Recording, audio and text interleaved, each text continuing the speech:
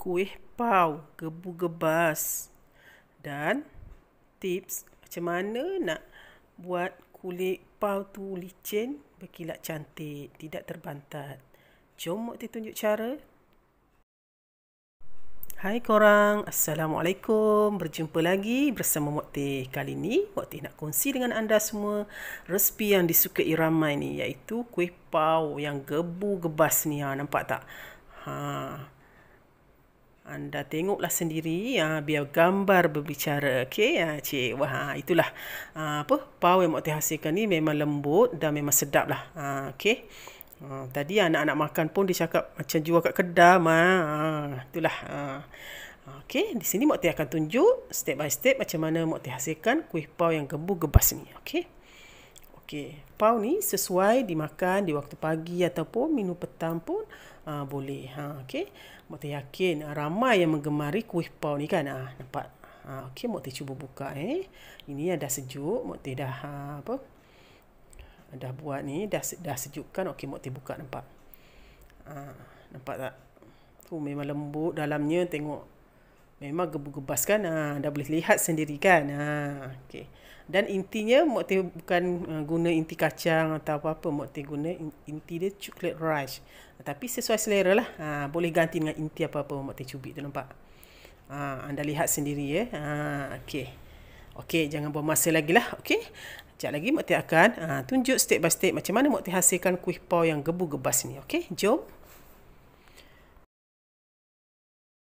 Baik, mula-mula Mok Teh akan sediakan bahan A. Okey, bahan A ni iaitu untuk test yeast. Sama ada yeast tu aktif pun tak. Okey, bahannya sedikit air suam, 2 sudu gula dan 1 sudu yeast. Okey, ni tujuan test yeast sama ada yeast tu aktif atau tak. Baik, bahan untuk pau sediakan 3 cawan tepung pau, setengah sudu baking powder, 2 sudu susu pekat manis, setengah sudu oat, 1 sudu minyak masak, sedikit air sejuk, dan untuk inti sedikit chocolate rice. Baik, itulah bahan yang Mok Teh gunakan. Okey, Mok Teh gunakan tepung pau jenama apa ni? Baker Choice. Okey. Okey, dan inilah di antara bahan-bahan yang Mok Teh nyatakan tadi. Okey, harap anda boleh catatlah. Dan kalau anda nak tengok di bawah video Mok Teh tu pun ada Mok Teh sediakan bahan-bahan dekat bawah video tu. Jadi senanglah anda nak screenshot ke apa kan. Okey, inilah di antara bahan yang Mok Teh gunakan untuk buat pau yang gebu-gebas ni. Mesti nak kena guna tepung dia lah, tepung pau. Okey. Tapi kalau guna tepung gandum biasa pun boleh, tapi dia tak selembut dan segebu dengan tepung pau lah. Okey. Okey, inilah di antaranya. Okey, Mok Teh guna yeast ni. Yeast ni pun yeast biasa je. Okey, dan kena ada ni. Ini oat. Okey, susu pekat manis. Baking powder. Okey, Mok Teh ulang lagi sekali ya. Okey, dan untuk inti Mok Teh guna inti chocolate rice. Sedikit air suam ni untuk Mok Teh test yeast tu. Okey. Ni nak guna inti kacang ke ataupun kelapa, tak kisahlah. Okey, mula-mula Mok Teh akan test yeast dulu. Okey, Mok Teh masukkan 2 sudu gula ke dalam sedikit air suam untuk test yeast tu sama ada yeast tu aktif ataupun tidak. Tapi kalau nak masukkan terus gitu pun boleh, kalau yakin yeast tu aktif, tak ada masalah. Okey, Mok Teh masukkan yeast, 1 sudu yeast. Okey, masukkan ke dalam gula dan air suam tadi. Jangan air panas, terlalu panas nanti yeast mati jadi tak naik. Air suam saja. Okey. Okey, lepas tu larutkan dia, kacang-kacang sekejap, biarkan je. Okey, biarkan dia berbuih. Kalau dia dah timbul buih dia tu memang aktiflah yeast tu. Okey, kalau dia tak timbul buih, bermakna dia tak aktif. Itu salah satu tips juga ya. Nak tahu pula apa? Yeast kita tu aktif. Okey. Lepas tu kita gunakan apa? Tepung pau ni 3 cawan Mula-mula kita akan masukkan 2 cawan dulu. Okey. Lebih kurang cawan macam ni lah sukanya. Okey. Okey, mula-mula Mokti buat 2 cawan dulu ya. Nanti di akhir lepas pada Mokti dahuli tu Mokti akan masuk lagi 1 cawan. Okey. Itu tujuan sebenarnya untuk tak nak melekat kat tangan. Sebab kalau kita uli macam gitu kan, terus masuk 3 cawan ni, nanti kita uli-uli dia melekat kat tangan. Tapi kalau Mokti masuk di akhir yang 1 cawan tu, dia kuranglah melekat. Itu je tujuannya, sama je. Boleh juga buat macam tu, tak ada masalah pun. Okey.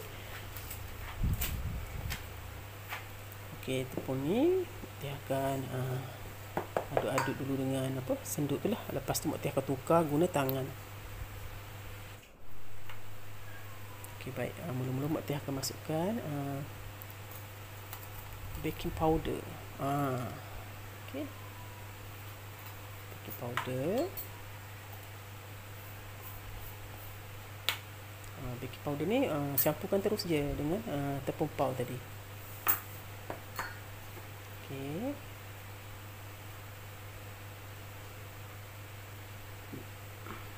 Lepas tu Mokti masukkan susu pekat manis. 2 sudu susu pekat manis. Okey, susu kalau susu tepung pun lagi cantik sebenarnya. Sebab Mokti tak ada susu tepung, Mokti masuk je susu pekat manis. Tak ada masalah pun, boleh je.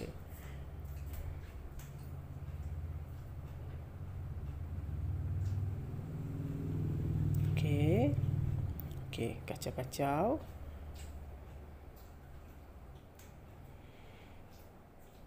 Okey, lepas tu air sejuk ya, ataupun air dalam peti ais. Okey. Kita guna sedikit air. Sedikit-sedikit ya. Okey. Mula-mula masuk sedikit-sedikit. Okey. Air ni macam lebih kurang kita buat donat. Lebih kurang macam tu je. Okey, jangan terlalu cair lah macam tu. Okey, Mokti masuk sikit-sikit dulu tau. Okey, kacau. Lepas tu Mokti akan masukkan overload. Overload tu.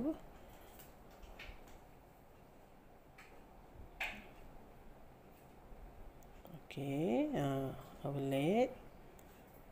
Okey. Baik, nampak setengah sudu overload. Okey.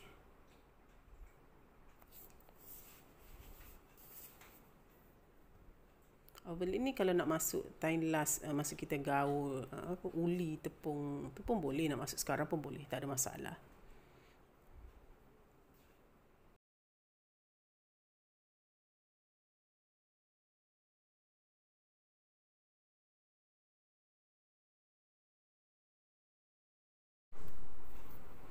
Baik, setelah tu okey, dah tercampur tu. Okey, Mokti akan masukkan yeast yang kita test tadi. Okey, nampak dia dah berbuih. Mokti masukkanlah. Tak lama lah, sebab Mokti nak cepat. Mokti guna, kalau tak dia akan berbuih lagi tu.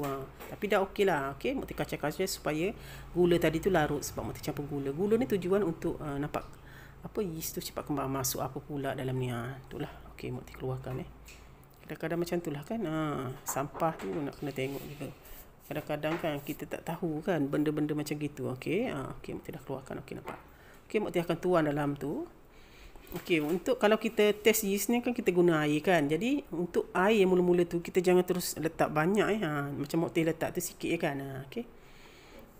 Lepas tu masukkan sedikit air, sedikit demi sedikit nak kena tengoklah adunan kita tu macam mana. Okey. Okey, nampak dah tercampur. Ni Mokti akan tukar guna tangan nanti. Guna tangan lagi selesa sebenarnya.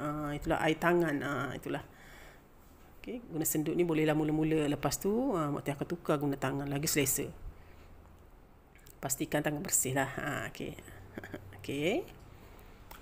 Masa ni uli lah. Okey. Uli. Okey, masa ni baru 2 cawan Mokti masuk Kejap lagi Mokti akan masuk 1 cawan lagi. Okey.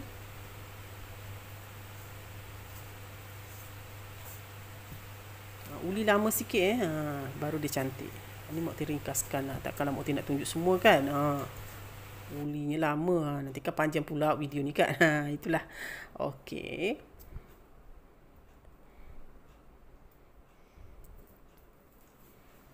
Ni yang Mak Ti dah dah uli tadi. Okey. Okey, Mak Ti akan masukkan tepung gandum. Okey, cukupkan 3 cawan tepung gandum sebenarnya Mak Ti buat macam ni supaya tak melekat sangat kat tangan. Okey. Lepas tu Mak Ti masukkan 1 sudu minyak masak. Okey.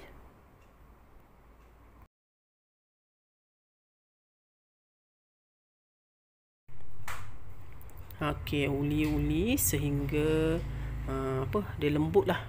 Adunan tu jadi lembut. Okey, uli je. Okey, kalau anda guna mixer senang. Kan?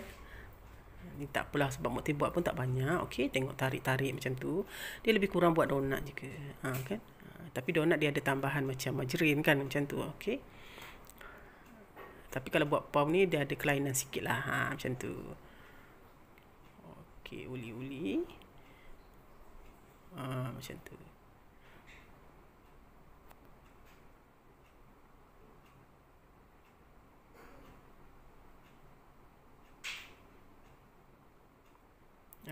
Okey. Pau ni kalau memang ada tiap-tiap pagi kan. Mak Ti kan selalu dulu beli dengan makcik tu. Tapi sekarang makcik tu dah tak ada. Itulah kadang-kadang anak-anak Mak Ti pun suka pau dia tu. Sekarang buat sendirilah. Buat sendiri pun sedap juga. Itulah.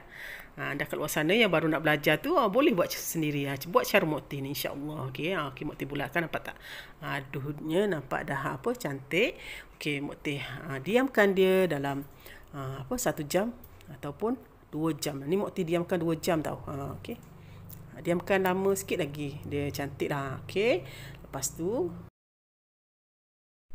okey, ni dia dah naik kan menggelembung. Okey, lepas tu kita akan keluarkan angin dalam tu. Okey. Kena tumbuk-tumbuk ataupun ulilah seketika. Baik, ini masa dia kembangkan. Okey, uli-uli je. Okey. Supaya angin dalam aduh tu terkeluarlah.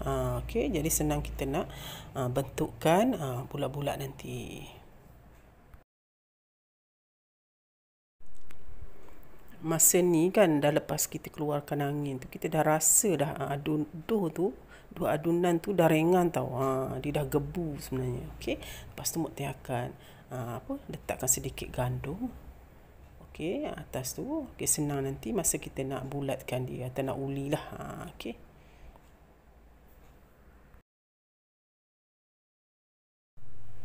Okey, masa ni kita bentukkan duh tu. Okey, uli-uli seketika. Lepas tu kita akan ambilkan sedikit duh. Dah potong lah. Okey. Okey, Mak Ti potong tu. Seeloknya jangan tarik ya. Seeloknya potong. Okey. Okey, lepas tu Mak Ti akan potong kecil-kecil lagi. Okey, uli-uli seketika akan potong kecil-kecil. Senanglah kita nak bentukkan duh tu. Nak bentukkan duh bulat-bulat. Okey, potong. Okey, masa ni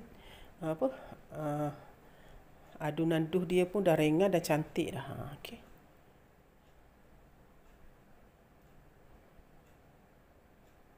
Okey, roundingkan. Okey, roundingkan bulat-bulat. Nanti senang kita nak bentukkan.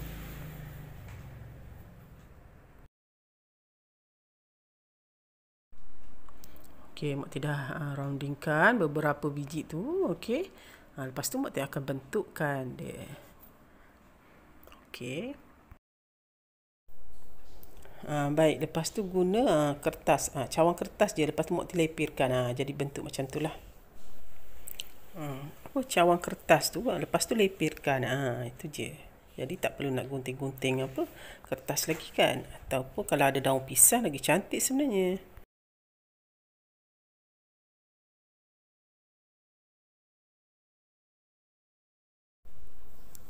Okey, setelah kita bulatkan dia tadi adunan tu, lepas tu lepirkan dengan penggilik tu. Okey, lepas tu kita akan lekukkan dia. Ini tujuan untuk masukkan inti lah. Okey. Baik, Mokti masukkan inti chocolate rice tu Mokti masuk. Okey, kalau nak guna inti kacang ataupun inti kelapa, boleh je, tak kisah kan, mana-mana lah kan. Okey. Lepas tu Mokti cantumkan. Masa ni kan, masa Mokti cantumkan ni kan, duh dia tu memang dah lembut tau, gebu tau, sentuh pun dah gebu sebenarnya tau. Lepas tu buat dia macam sup bunjuk tu macam tu. Okey, cubit-cubit macam gitu supaya bahagian depan dia tu nampak bulat cantik lah. Nampak. Okey, lepas tu Mokti buat proses ulangan lah. Okey. Sama je. Okey. Okey, tutup supaya inti dia tu tak nampak lah. Lepas tu cubit-cubit macam tu. Masa ni sedap tau, cubit-cubit sebab dia lembut. Itulah. Dia dah gebu tau masa ni. Okey, cubit-cubit. Nampak dia terbentuk cantik bukan? Comel gitu kan. Itulah. Lepas tu ambil kertas lah. Macam biasa letak kertas. Okey, nampak. Okey, lepas tu okey, Mokti ulanglah proses yang sama 3 kali. Okey. Baik, masukkan inti. Lepas tu tutup. Okey. Okey. Cubit-cubit dia macam sup bunjuk gitu kan. Itulah. Nampak comel.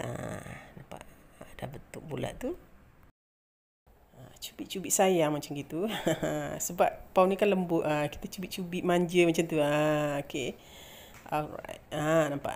Dah terbentuk cantik bulat. Okey. Lepas tu alaslah dengan kertas. Okey. Lepas tu kita akan diamkan dia selama 15 minit supaya dia kembang. Lepas tu baru terus kukuslah.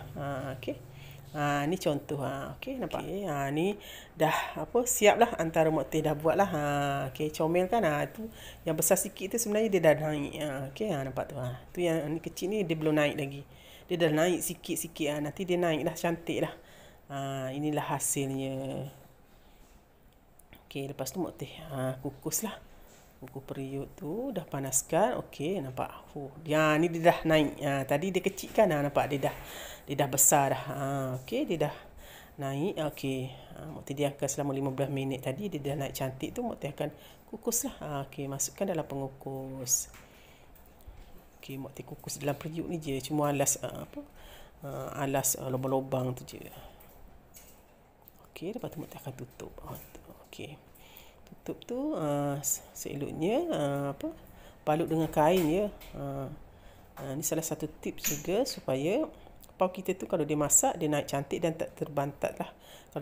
Kalau kita tak bungkus dia, nanti air dia jatuh pada pau tu, buatkan pau kita tak cantik. Nampak ni Mokti buka, dia dah masak lah tu.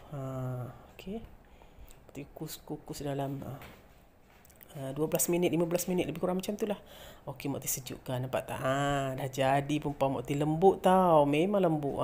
Time ni kalau makan panas-panas lagi sedap tau. Okey, Mokti cuba buka ya. Okey. Bismillahirrahmanirrahim. Nampak tak? Memang gebu.